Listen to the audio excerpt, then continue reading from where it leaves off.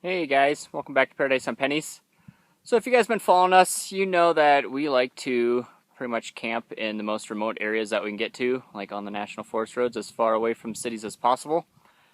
And so this is where we're at today, and as you can see, it looks gorgeous, right? Like, it's a little cloudy, but still, we were out swimming this morning and stuff, and everything looks good. But so one of the things we kind of started doing at our camp spots is picking up trash a lot, because there's actually a lot of trash out there that most people don't really notice. So we're, well, in the middle of nowhere again. And so today we just got to our spot here and we started picking up some trash, and well, let me show you what we got so far. More than that.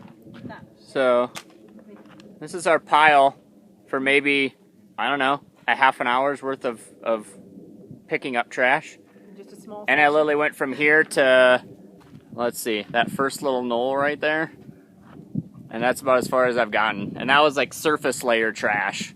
Like there's so much stuff that's underneath there that you can't see at all. And I was just been picking up in boxes and bringing here. And so we'll pick it all up and we'll put it in bags and we'll take it out to the city and dump it off. But it's pretty pathetic. Like there's so much garbage everywhere. And it's this whole like, that's the whole thing that we're about, is not consuming as much. And the stuff that we find is just, it's just pointless things that we don't need when you're out camping. Like if you're out camping or on the river, then you should just be living simple and just enjoying nature and the things we find. So let's see. First thing we found here, that's a, what is that? That's a dishwasher box. I'm not sure if they have a dishwasher out here. What else we got? Obviously lots of beer cans, like tons of flip-flops. Like obviously those just got float away. We got oil containers, and of course they're shot because we have to shoot everything. We got those. We got styrofoam everywhere, so they all bring their coolers out and just leave them, and they don't disintegrate. They just get smaller and smaller. We got straws. We had fireworks somewhere in there.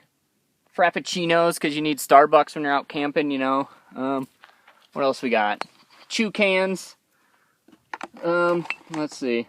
More flip-flops, shirts, beer, squirt guns.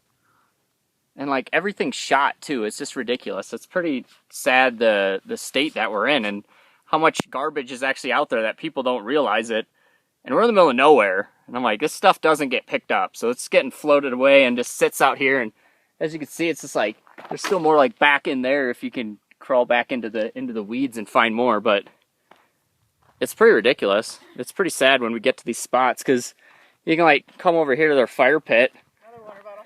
And yeah, you come to their fire pit and they just, well, we kind of cleaned it up already, but they just leave it a disaster. It's like, why did you come all the way out here if you're not even going to enjoy it? There's a cigarette butt, bread clips, and dental floss strips. They're like everywhere. Those are the biggest things. But yeah, there's an inner tube, 2 of them that popped, so they just got floated up ashore. Probably left because they were popped. Yeah, it's pretty, I don't know. Yeah. But we just want to emphasize and kind of show you guys, since we're out here in these places, this isn't a special case here, unfortunately. This is everywhere we go. Everywhere. Definitely in water. I mean, and it's just a bad way to treat water. But in the forest, I mean, are what we think of as pristine lands, those of you who maybe don't get out there as much, we're not treating it like pristine lands. And it makes us sad. And another thing that I'd like to emphasize too is, you know, a lot of people are on a kick with this whole like, oh, we'll clean up when we're on a trail and we'll take a piece out. And, you know, problem is that's not going to work in this situation, because this isn't... You're not hiking and carrying out that much garbage. Yeah. It's hard for us to take out the garbage. I mean, that's a lot of garbage. We can only take out so much, and that's just here. I mean, We're not cleaning up the whole riverside. And what's the point of cleaning it up if they're not going to stop doing it? So if people aren't going to respect it, we're not going to get ahead on people this need whole to People need to grow up and... Exactly. But it's also, this isn't accidental, and I think that notion of, I'll pick a piece up and, you know, someone else will pick a piece up is based on this idea that someone accidentally drops something and you pick up after them, and that it's an obtainable goal to clean up after one another. When people are doing it on purpose and not like, oops, I accidentally dropped something, give them the benefit of the doubt. When people are just not caring and not trying, we're not going to get on top of this. And I don't really know Yeah, it's pretty sad that this is how we treat our public land. Like, this is what we do when nobody's watching, and this is how we treat it. And like, that's pretty sad. And we didn't even pick up like all the little pieces of glass that are everywhere because they break all the bottles and the poo paper that's everywhere. And I'm like, so that's like the worst part is we get out here and we're like, oh, this is awesome. There's nobody here. I'm like, well, we have dogs and they like to play outside. So I'm like, and I like to walk bare feet on the beach, but it's like there's glass everywhere. There's clay pigeons. There's shotgun shells. You gotta worry about and then there's poop everywhere. And I was just like, so I spend like an hour. I spend an hour every time we get to a camp spot just cleaning up first, just so I don't have to worry about the dogs getting hurt. So I don't think most people understand how bad of shape our public lands are actually in, because there's not a lot of people back here.